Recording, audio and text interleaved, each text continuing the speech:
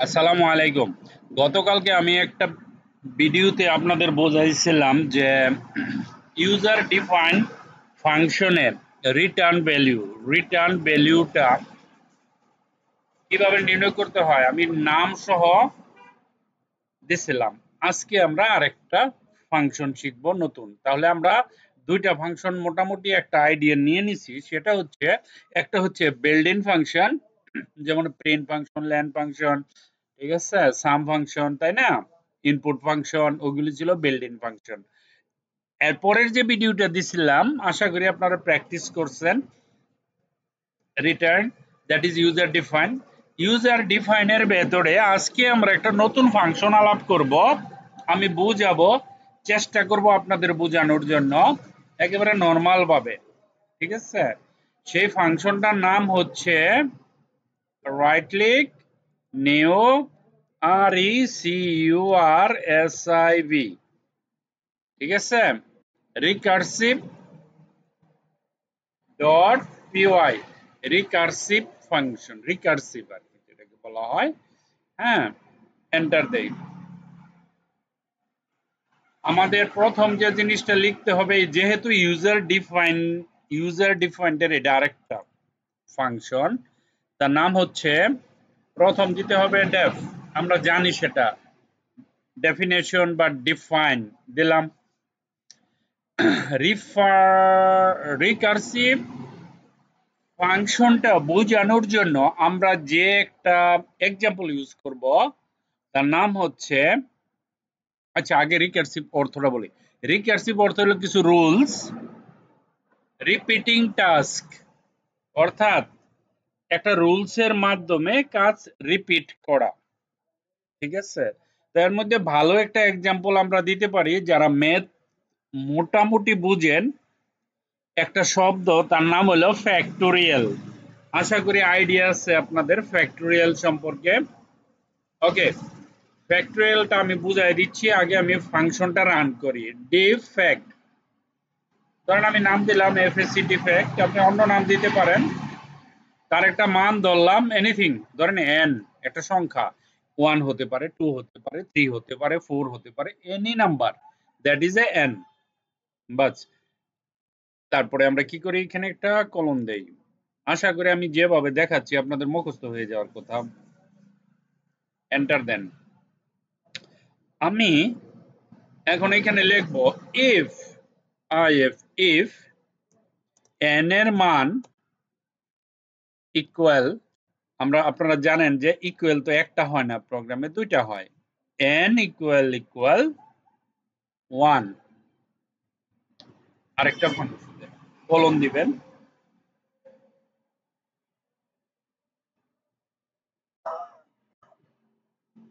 Sorry, ওকে, তারপরে এখানে আসবো আমরা, একটা এন্টার দিবেন। একটা এন্টার দেওয়ার পরে কার্যটা যেখানে গিয়ে থামে ওইখান থেকে কিন্তু পাইথন শুরু করতে হয়। যদি তা না করেন তাহলে আপনার পাইথন রান হবে না। ওকে, নেক্সট লাইনে এক এন্টারে যেতে হবে। এখন আমি ধরেন এখানে কি লিখবো, RETURN, রিটার্ন, ঠিক আছে। ধরেন আমি রিটার্ন 1 চাচ্ছি, কারণ n এর মান যদি 1 হয় তাহলে সে আমাকে কি দিবে, 1ই তো দিবে, তাই না। ওকে, ভালো কথা। যদি n এর মান তা না হয়, আমরা জানি না, সেটা অজ্ঞাত, 2 3 4 5 6 7 হোয়াট এভার হতে পারে। ওকে, এটা করার জন্য আপনি যখন এন্টার দিবেন, বলছি একটা এন্টার দেওয়ার পরে আপনি হয়তো ইন্ডেন্টেশন, কোথায় পাইথনের ইন্ডেন্টেশন, পাইথনের ইন্ডেক্স ইন্ডেন্টেশন, আবার বলছি ভেরি ভেরি ইম্পর্টেন্ট, এক এন্টারে যেখানে গিয়ে স্টপ হবে ও তার নিজের জায়গা করে নেয়। আপনি পণ্ডিতি করে যদি আরেকটা স্পেস দেন তাহলে হবে না। ওকে, সো এখানে আমি বলবো এলস, অন্যথায় যদি n এর মান একে না হইয়া অন্য কিছু হয়,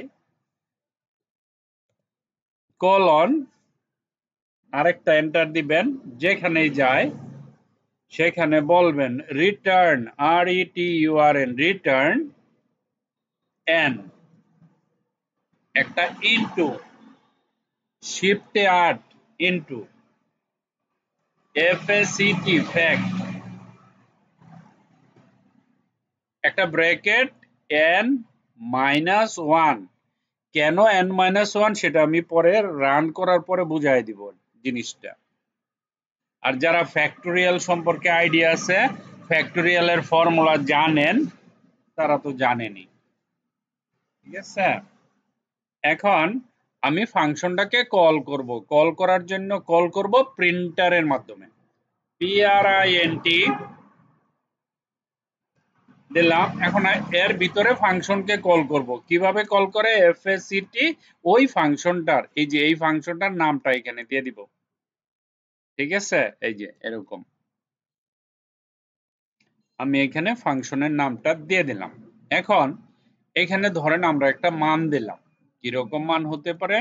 ধরেন আমি এখানে দিলাম 5।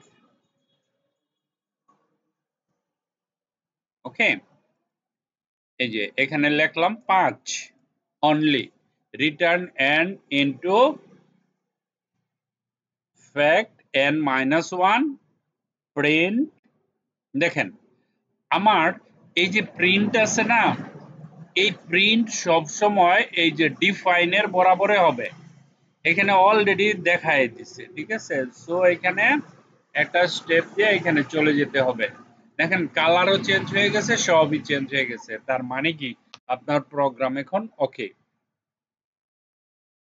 এখন আমি যদি রান করি কি হবে তার রেজাল্ট? ঠিক আছে, দেখেন আমি জাস্ট এখানে একটা রান দিব। রান দেওয়ার সাথে সাথে কি হচ্ছে দেখেন 120। কেন 20 হচ্ছে? এখন আমি ফ্যাক্টোরিয়ালটা, আপনারা জানেন এটা, তারপর আমি বুঝাই দিচ্ছি ফ্যাক্টোরিয়ালটা কেন। ওকে, আমরা স্ক্রিনশট নিয়ে নেই, তাহলে বুঝাতে সুবিধা হবে আমার। ধরেন আমি এখানে একটা স্ক্রিনশট নিলাম। ওকে, নেওয়ার পরে আমি আপনাদের 120 কিভাবে হলো এটা আমি সেইটাই বুঝাতে, ফ্যাক্টোরিয়ালটা দেখাবো, একবারই দেখাবো। ঠিক আছে, ধরেন এখানে 5 আমি নিচ্ছি 5 ইন্টু মাইনাস 1 কত হয় 4 ইন্টু মাইনাস 1 কত হয় 3।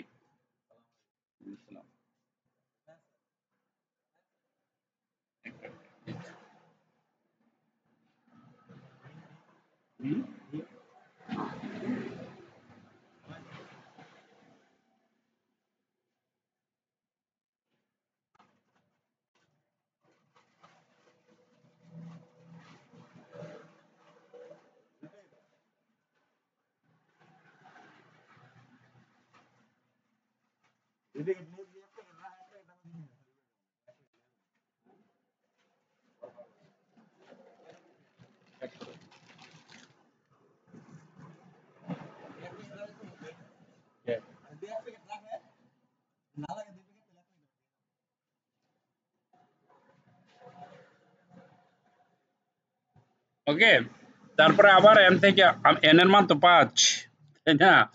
তাহলে 5 ইন্টু 4 ইন্টু 3, আবার মাইনাস 3 থেকে 1 বাদ দেন।